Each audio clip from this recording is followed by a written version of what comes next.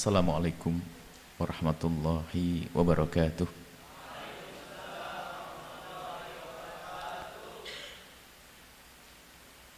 Innal hamdalillah nahmaduhu wa nasta'inuhu wa nastaghfiruh wa na'udzu billahi min syururi anfusina wa min sayyiati a'malina may yahdihillahu fala mudilla lahu wa man yudlil fala hadiya lahu wa asyhadu an la ilaha illallah wahdahu la syarika lahu wa asyhadu anna sayyidana Muhammadan abduhu wa rasuluh. Allahumma salli wa sallim ala habibina sayyidina Muhammad wa ala alihi wa ashabihi wa tabi'ina lahum bi ihsanin ila yaumiddin. Allahumma ya rabbana inna nas'aluka ilman nafi'a wa na'udzu bika ya rabbana min ilmin la yanfa' wa amalin la yurfa' wa qalbin la yakhsha wa 'ainin la tatma' wa nafsin la tashba'. Innaka anta ala kulli syai'in qadir. Urzuqna ya rabbana taubata qabla al-maut wasyahadata 'inda al-maut wal jannata ba'da al-maut. Amma ba'd. Yang sangat kami cintai, kami muliakan para santri dimanapun kalian berada, di pondok manapun kalian tinggal, kepada siapapun kalian berguru, yang jelas selagi kalian menjadi santri, kalian adalah wasiatnya baginda Nabi Muhammad sallallahu alaihi wasallam. Maka benar-benarlah menjadi santri, merasakan sebagai santri, bangga menjadi santri, dan cintailah santri kalau memang ada dari pemirsa yang bukan santri, karena santri digelari sebagai wasiat Rasulullah. Nabi yang menyebutkan wasiat Rasulullah sallallahu alaihi wasallam. Maka yang memperhatikan wasiat Nabi, yang memperhatikan Nabi, yang bisa menjadi santri, berbanggalah dan bersyukurlah. Yang tidak bisa menjadi santri, cintailah santri agar mendapatkan kemuliaan bersama para santri. Kalau tulus, biarpun tidak jadi santri tapi mencintai santri, kalau tulus nanti hasilnya sama, bisa bersanding menjadi orang-orang yang ditinggikan pangkatnya oleh Allah. Karena para santri ke depan menjadi ulama, dan yang diangkat derajatnya adalah ulama. Yarfa'illahil ladzina amanu minkum, yarfa'illah, nah, yarfa'illahul ladzina amanankum, yarfa'illah, Allah mengangkat alladzina amanu minkum, orang yang beriman, wa yarfa'illahul ladzina amanu minkum walladzina utul ilma darajat.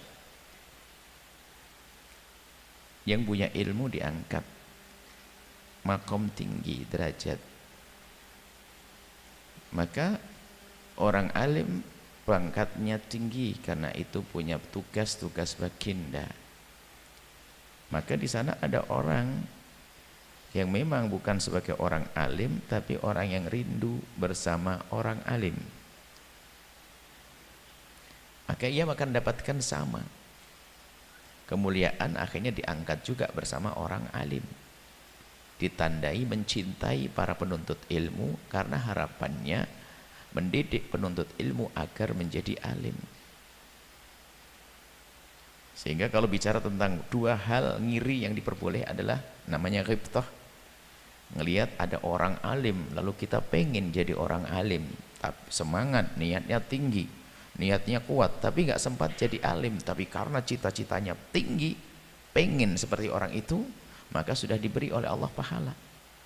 Ngelihat orang kaya, sering berderma, senang berbuat baik, lalu dia pengen, saya akan bekerja, pengen jadi orang kaya yang dermawan seperti dia, biarpun dia belum sempat kaya, sudah mendapatkan pahala.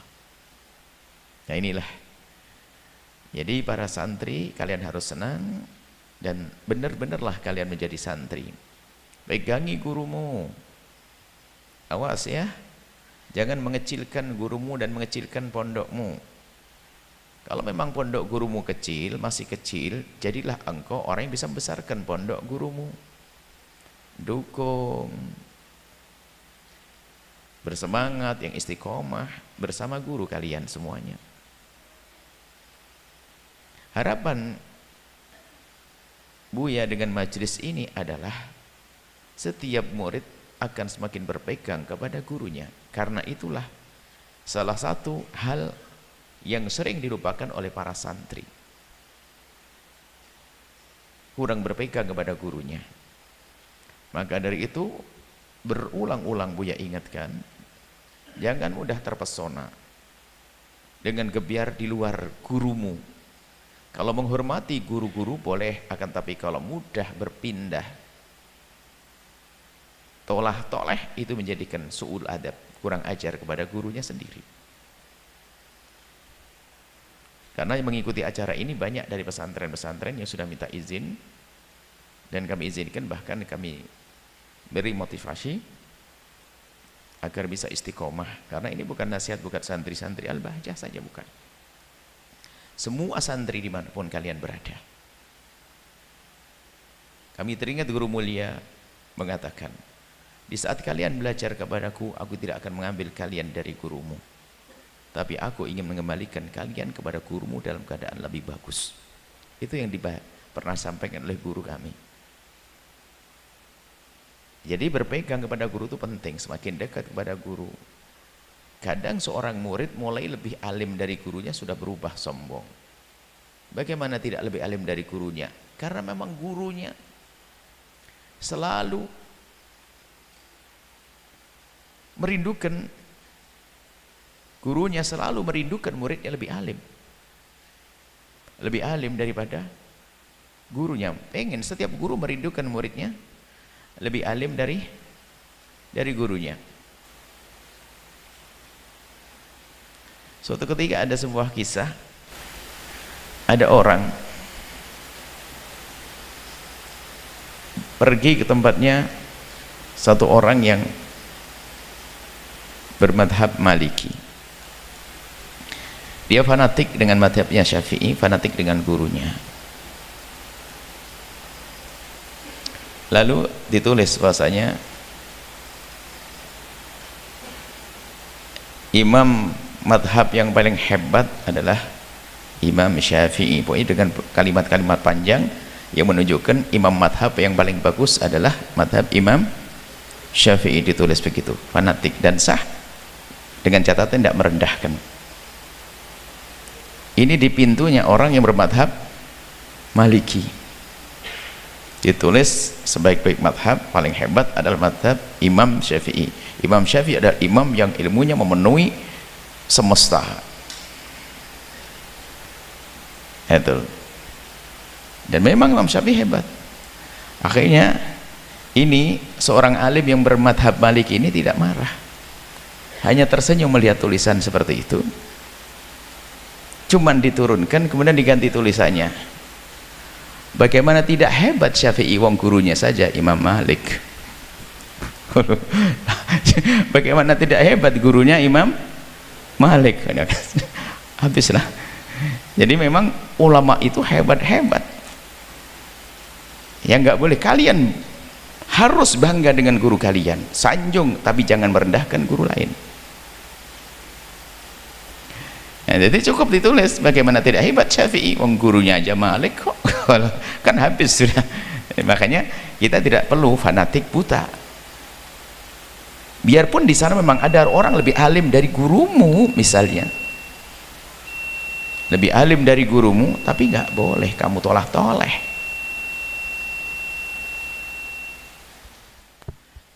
Itu jadi guru seperti orang tua. Ibaratnya seperti apapun orang tuamu, mungkin orang tuamu tidak alim, tidak ahli ibadah, tapi tetap orang tuamu. Tidak boleh kita kurang rindu untuk berbakti dan mengabdi, tidak boleh. Biarpun suatu ketika kalian dirawat oleh orang yang lebih alim dari orang tuamu, atau lebih baik dari orang tua, tetap kewajiban berbakti pada orang tua adalah diutamakan, karena orang tuamu termasuk gurumu. Guru, makanya boleh nanti berguru kepada guru yang lain, maka ini harus ada adab tata krama. Bagaimana petunjuk guru pertamamu? Kalau sudah tidak minta petunjuk kepada guru pertamanya atau guru yang sebelumnya, ini biasanya dengan hawa nafsu, karena sudah merasa dia lebih hebat dari gurunya, kemudian dia mau seenaknya, bahkan mengatakan di sini saya tidak berkembang. Kok bisa bilang di sini tidak berkembang? Kamu bisa seperti itu karena di situ. Ada seorang santri mungkin di sebuah tempat, sebuah pondok, dia sudah mulai bisa. Setelah sudah mulai bisa, dia pikirannya sudah kemana-mana. Itu tadi berkata, saya kalau di sini akan bisa berkembang. Saya sudah kayak begini kok tetap di sini harus pergi. Dia tidak sadar, dia bisa menjadi seperti itu karena berada di tempat itu. Ya. Nah, tinggal kalau seandainya ingin menambah ilmu di tempat lain, seperti halnya Imam Syafi'i setelah di Mekah menguasai ilmu guru-gurunya, diizinkan untuk pergi ke Madinah berguru dengan Imam Malik, diizinkan oleh gurunya, dari guru ke guru, seperti itu. Jadi adab itu ada, tata krama ada. Jangan sampai ada orang semaunya sendiri. Ingat, tidak akan beruntung. Seorang anak yang kadang-kadang biasanya seperti itu siapa? Yang punya kelebihan kecerdasan, kelebihan kepandaian, kelebihan tahta. Mungkin diantaranya orang tuanya alim, dianya mulai pinter, atau dia kaya bisa bebas kemana-mana.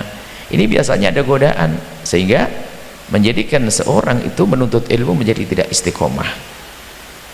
Nah, para santri dimanapun kalian berada, jangan meremehkan, biarpun pondokmu adalah di pelosok kecil, akan tabliat, itulah gurumu penyambung antara engkau dengan Rasulullah, dengan Allah. Adapun kerinduanmu untuk menimba ilmu lebih luas lagi, diskusikan dengan gurumu, minta restu kepada gurumu. Seperti ada misalnya di pesantren Al-Bahjah misalnya, itu banyak anak-anak dari pesantren lain karena guru-gurunya yang titip, sah. Tapi kalau ada orang datang tanpa izin gurunya, itu anak su'ul adab. Rugi kalau kita mengajar anak-anak seperti itu. Maka Buya ingatkan kepada semua santri, karena beberapa waktu yang lalu Buya juga kunjung ke pesantren-pesantren, ngelewati pesantren, atau didatangi oleh ustadz yang ternyata malam Sabtu mereka mengikuti kajian ini. Maka kepada para santri dimanapun kalian berada, Buya ucapkan selamat, kalian menjadi santri dan istiqomahlah, pegangilah gurumu. Belajar ilmu akhirat sangat beda dengan ilmu-ilmu yang lain. Keterikatan dengan guru itu sangat penting. Baik, kemudian kita langsung kepada kitab Bidayatul Hidayahnya Imam Ghazali rahimahullah ta'ala. Kita sudah sampai kepada bab baru. Qala Imam Ghazali rahimahullah ta'ala, nafa'ana Allahu bihi wa bi ulumihi wa bi ulumi masyayikhihi wa talamidatihi bid-daraini amin, ila anqal sampai adabu ma baina tulu'i syamsi ila zawal. Tata krama, yang masuk tata krama yaitu ya, apa sih hal yang hendaknya kita lakukan antara terbitnya matahari hingga tergelincir? Ngapain kita? Dari kemarin kan ilmu yang sebelumnya adalah sampai sholat subuh, kita baca doa fajar, kemudian kita baca sholat subuh berjamaah, kemudian baca zikir-zikir yang disebut oleh Imam Ghazali. Biarpun setiap orang kadang punya zikir yang berbeda-beda hingga terbitnya matahari. Kalau kita kan biasa membaca semacam wirdul latif dan sebagainya, lalu terbit matahari. Setelah terbit matahari, apa yang kita lakukan? Nah, ini fa idza tala'atis syamsu, idza tala'atis asyamsu, kalau sudah matahari terbit, wartafa'at, mulai meninggi, qadra ramhin, diperkirakan setinggi tombak, fasolli rakaataini, maka hendaknya kalian engkau solat 2 rakaat. Ini solat duha. Jadi setelah melakukan solat subuh, kita tidak boleh melakukan solat sampai meninggi, diperkirakan setinggi tombak. Solat yang dilarang itu adalah solat sunnah mutlak atau solat sunnah yang sebabnya di belakang. Tapi kalau kita sholat sebabnya sudah mendahului daripada sholatnya, boleh. Itu harus ngerti ilmu fikihnya. Bukan semua sholat, misalnya pergi ke masjid sudah terlanjur jamaah didirikan, berarti kan langsung ikut jamaah subuh. Karena sudah ikut jamaah subuh, dia belum qabliyah subuh. Setelah assalamualaikum salat subuh, dia baca zikir dan sebagainya, dia boleh melakukan qabliyah subuh setelah itu.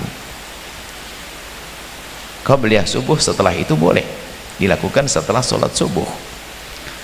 Atau punya utang, semalam isya ketiduran, belum sholat isya, ingat-ingat setelah sholat subuh. Setelah sholat subuh ingat langsung saja, karena namanya bayar utang, sebabnya sudah mendahului dari pekerjaannya, maka itu boleh. Yang nggak boleh hanya 2 sholat dilakukan setelah melakukan sholat subuh hingga terbit matahari sampai meninggi setinggi tombak, itu hanya 2 sholat. Sholat sunnah mutlak dan yang sepadannya, atau sholat sunat yang sebabnya adalah di belakang. Jadi ada sholat sunnah yang sebabnya adalah di depan. Kalau sebabnya duluan boleh. Habis wudhu lalu kita disunatkan sunat wudhu, maka sunat wudhu boleh kapan saja, biarpun setelah sholat subuh. Misalnya habis sholat subuh kita batal wudhu, lalu kita berwudhu, kita disanjurkan untuk berwudhu. Setelah melakukan wudhu kita melakukan sholat sunnah sah. Sebab kenapa? Sebabnya wudhu mendahului daripada sebabnya sholat mendahului, yaitu wudhu dulu baru sholat. Yang nggak boleh adalah sebabnya mutakhir. Misalnya apa? Melakukan sholat dulu baru nanti sebabnya dilakukan setelah sholat. Seperti sholat sunnah umroh. Sebab sholat sunnah umroh itu dari umroh dengan sholatnya duluan sholatnya. Sholat dulu baru umroh. Maka hati-hati, suatu ketika kita pun yang sudah ngerti ilmunya salah, karena nggak sadar. Pernah suatu ketika kita dari Madinah, habis sholat asar berangkat dari Madinah, kemudian ini kejadian, namanya manusia, biarpun sudah ngerti ilmunya, kalau prakteknya jarang kan lupa. Ini kejadian kesalahan pribadi, nggak usah nyalahkan orang lain. Kita dari Madinah, sholat asar sudah selesai, kemudian kita pergi ke Abyar Ali. Subhanallah, semangatnya langsung sholat niat ihram. Habis ihram langsung lihat, saya sadar dari bis, astagfirullah. Kita kan sudah sholat apa? Kita habis asar, dan ini sebabnya. Ini, jadi kadang-kadang kita lupa yang demikian itu. Kecuali kita memang sholat masuk ke masjid, kita tahiyatul masjid kan beda. Sebab tahiyatul masjid sebabnya adalah menyertai bebarengan, bukan belakang.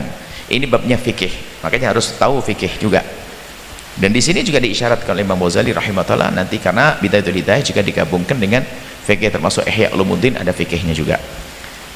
Kalau sudah matahari lah baru sholat mutlak atau sholat yang sebabnya di belakang itu tidak boleh dilakukan setelah kita melakukan sholat subuh hingga terbit matahari mulai meninggi, tingginya setinggi tombak. Ini istilah fikih dari dulu, qadru ramhin, qadru ramhin, qadru ramhin. Orang Arab ngerti tombak, orang Jawa kenalnya keris, orang kena rencong, orang Aceh. Jadi ukurannya kayak apa? Kadang-kadang kurang jelas. Tombak tuh kayak apa sih? Bayangin tombak, foto tombak, ini foto digedekan, dikecilin kan begitu ya. Jadi kan istilah ini takbir Nabi juga, dalam bahasa Nabi juga ada ramah, rimah. Cuman dikira-kira saja, maksudnya begini, kalau kita di sebuah hamparan datar ada matahari terbit, kemudian bulatnya matahari itu kan meninggalkan landasannya. Di saat matahari meninggalkan landasannya, kemudian seandainya diperkirakan antara matahari dengan bumi bisa diisi matahari lagi, itulah kurang lebihnya qadra ramhin. Jadi kan bisa ngukur pak gedenya matahari. Lah kalau tombak lihat dekat tinggi banget, dilihat jauh jadi pendek banget. Ini gambaran saja meningginya matahari. Kita permudah seperti itu. Nah, di saat matahari sudah mulai meninggi seperti itu, baru boleh sholat. Namanya sholat duha. Sholli raka'ataini, sholatlah kalian atau engkau 2 rakaat. Wadhalika inda zawali waqtil karahati li sholati, yaitu di saat telah hilangnya waktu karahah. Imam Ghazali menyebut istilah karahah ini termasuk qudama'ul fuqaha. Fuqaha zaman dulu menyebut makruh ini biasanya diarahkan kepada yang haram. Kalau kita lihat kepada kitab fikih, mana karahat tahrim, Makruh di sini bukan makruh, kan selama ini yang kita hafal waktu kita mulai belajar kitab usul fikih kan makruh yang tidak dosa dilakukannya, kan hanya makruh itu saja. Yang haram dilakukan dosa, ditinggalkan dapat pahala. Kalau makruh ditinggalkan dapat pahala, dilakukan tidak dosa. Cuman ini bukan karohah, di sini adalah karohatat tahrim. Makruh tapi makruh karohah tanzih. Karohah tanzih itu agar kita terbebas dari hal yang nggak pantas, maka cuman tidak dosa, karohatat tanzih. Setelah itu ada karohatat tahrim, makruh tapi makruh yang artinya haram. Jadi setelah kita terbebas dari waktu yang diharamkan, kita sholat 2 rakaat tadi. Fa innaha makruhatun min ba'di faridatis subhi, sebab makruh. Makanya kalau baca buku tidak pakai guru bisa keblinger kan nanti ya. Makruh di sini haram. Fa innaha, sebab sholat tersebut makruhatun, makruh. Sholat setelah sholat wajib fardu itu makruh karohatat tahrim. Makruh ini haram, supaya tidak salah. Mimba di faridati subhi, mulai dari waktu sholat fardu subuh sampai terbit matahari hingga meninggi, itu adalah makruh karohatat tahrim alias haram. Itulah aja langsung. Memang kalau belajar itu, ilmu itu harus dikembalikan kepada istilahnya, yang punya istilah. Kalau begini coba saja orang hanya ngerti berbahasa Arab, habis kelas Arabiah membaca kitab ini, kemudian belajar sepotong-potong definisi haram adalah ini, makruh ini, makruh adalah yang tidak dosa dilakukan, cuman ditinggal lebih bagus. Baca kitab ini bisa paham, jika terbit matahari oh hukumnya makruh, ini kan ya. Hanya ilmu itu ada bagiannya masing-masing. Kalau ilmu fikih tanyakan pada ulama fikih ngomong apa, kan begitu. Di sini biarpun kalimat Imam Ghazali diulang-ulang dengan kalimat makruh, maka itu adalah maksudnya karohatat tahrim, haram. Setelah sholat subuh haram hingga matahari meninggi, ila irtifai syamsi, sampai matahari mulai meninggi. Fa idza adha, duha dari kata adha, di saat sudah mulai cerah, berarti kan matahari itu sudah mulai memancarkan sinarnya ke semesta. Kalau sudah cerah duha, adha an-naharu, kalau sudah menjadi cerah itu siang, wa madha minhu, kemudian sudah berlalu, qoriba idza madha minhu, kalau sudah berlalu ya,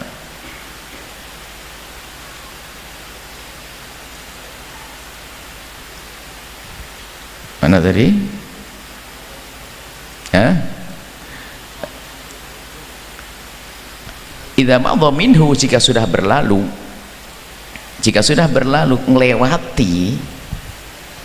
ngelewati dari apa, dari terbitnya matahari. Ini bisa dijadikan qariba makna qurba, mendekati, min rub'ihi, qariba atau qurba, bisa kita jadikan ini sebagai waktu ya. Ini qurba, jalastu qurba, mendekati, atau makna qariba seperti tadi ini misalnya di sini akhirah tadi itu.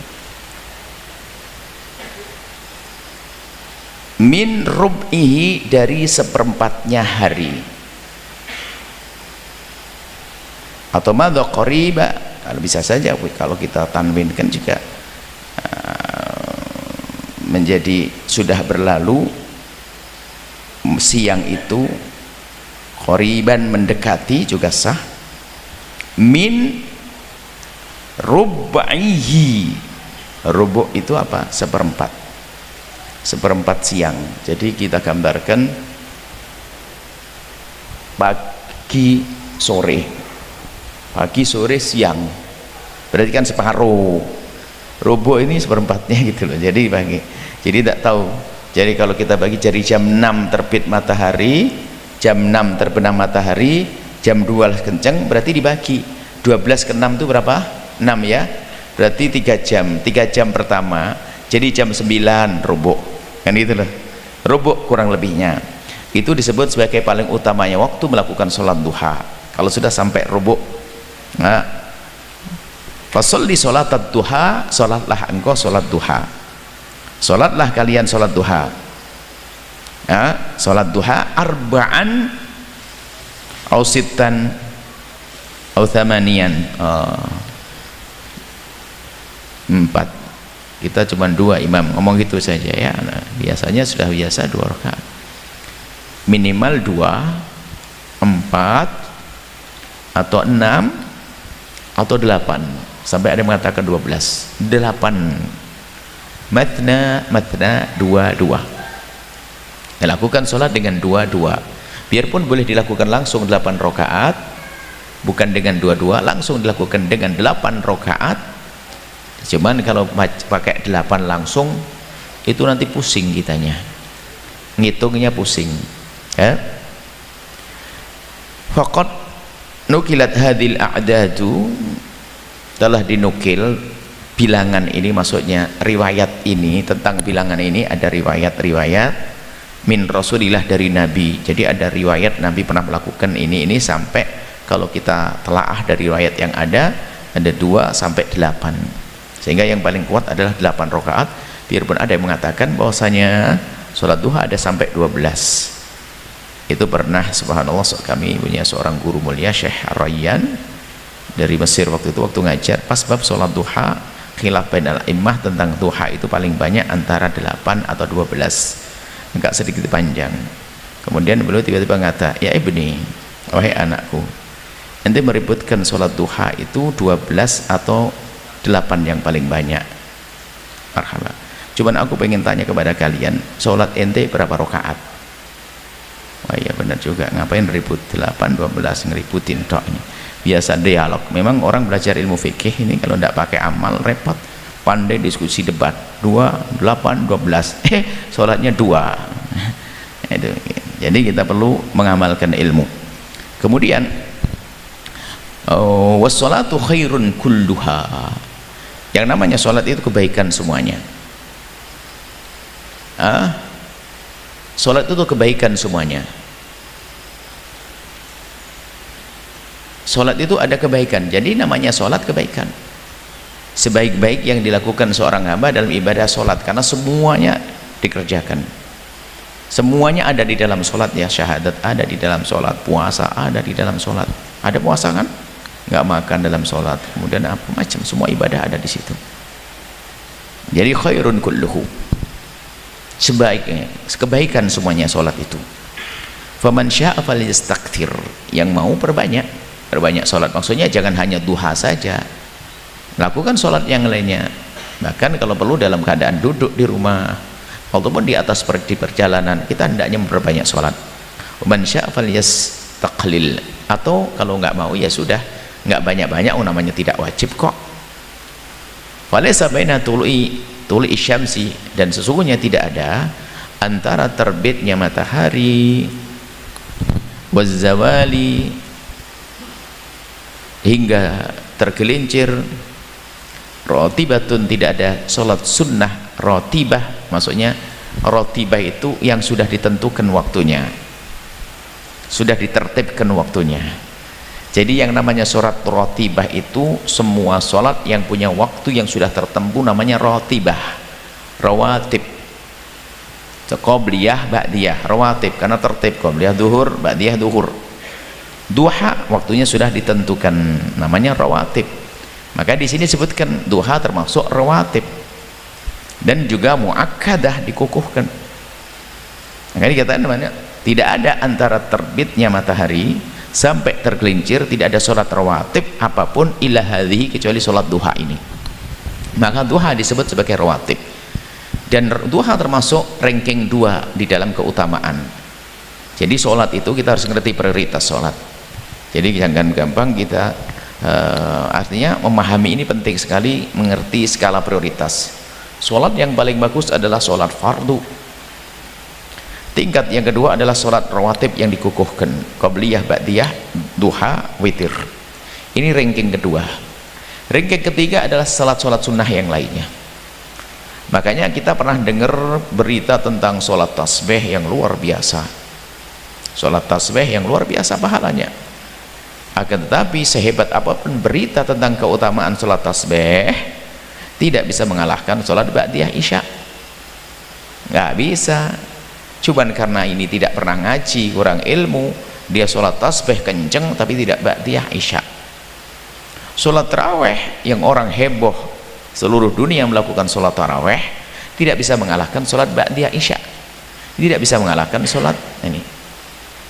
Maka ada orang taraweh tapi tidak sholat ba'diyah isya, maka rawatib ini didahulukan, rawatib didahulukan. Maka pastikan kalau ingin melakukan sholat-sholat sunnah yang lainnya, pastikan rawatib sudah beres, ya, seperti itu. Kemudian wa idza fadula anha, kalau sudah lebih, ada kelebihan waktu daripada melakukan sholat-sholat itu, min awqatika, dari waktumu, falaka fihi, maka bagimu adalah arba'u halatin, 4 keadaan. Insyaallah kita hadirkan pada pertemuan yang akan datang, 4 keadaan. Jadi kamu punya tugas, boleh pilihlah, ambil dari 4 berikut ini. Apa sih selain pada sholat duha? Kan masih nganggur, ada waktu lagi. Nanti disebutkan ada orang yang mau berdagang, ada orang ini. Yang penting kita harus benar caranya, insyaallah ikut petunjuk Imam Ghazali rahimahullah ta'ala dalam kitab Hidayatil Hidayahnya. Ini saja yang semoga Allah berikan pada kita ilmu yang manfaat. Paling tidak, ayo kita berusaha menjadikan ilmu kita manfaat. Yang biasa sholat duha 2 rakaat, paling tidak besok sudah menjadi 4 rakaat, atau bisa lebih 6 rakaat sampai 8 rakaat. Dan itu bisa diputus-putus, tidak harus berurutan langsung. Misalnya ada orang punya pesawat terbang 2 rakaat di Cirebon, naik pesawat 1 jam ke Surabaya, 2 rakaatnya Surabaya, habis itu naik pesawat lagi 2 jam, 1 jam sampai jam 9, 10 ke Bali. Boleh di mana-mana. Jadi tidak harus dua langsung di satu tempat.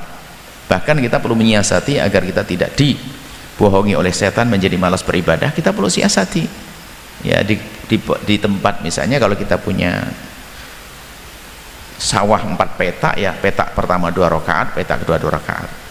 Kalau kamar, ya kamar pertama 2 rakaat, kamar kedua 2 rakaat gitu. Ruang tamu 2 rakaat, ruang ini. Jadi disiasati. Maksudnya sholat duha hingga 8 rakaat tidak harus dilakukan dalam satu waktu, boleh dipisah-pisah. Ini saja, insyaallah kita lanjutkan pada pertemuan yang akan datang. Semoga Allah berikan pada kita ilmu yang manfaat, dan semoga Allah memudahkan kita untuk mengabdi kepada guru, berbakti pada guru, dan semoga anak-anak murid kita kelak juga murid-murid yang bisa berbakti kepada kita sebagai guru. Dan semoga Allah mengumpulkan kita dengan guru kita, kita dengan murid kita, kita dengan orang tua, dan kita dengan anak-anak kita, mengumpulkan kelak di surga bersama baginda Nabi sallallahu alaihi wasallam. Dan siapapun yang menyaksikan acara ini yang cinta para santri, cinta penuntut ilmu, semoga Allah muliakan, angkat derajat mereka. Allah berikan keturunan-keturunan yang juga menjadi ahli ilmu dan dikumpulkan di surga bersama ahli ilmu. Panjang umur semuanya, sehat afiat, husnul khatimah. Al-Fatihah.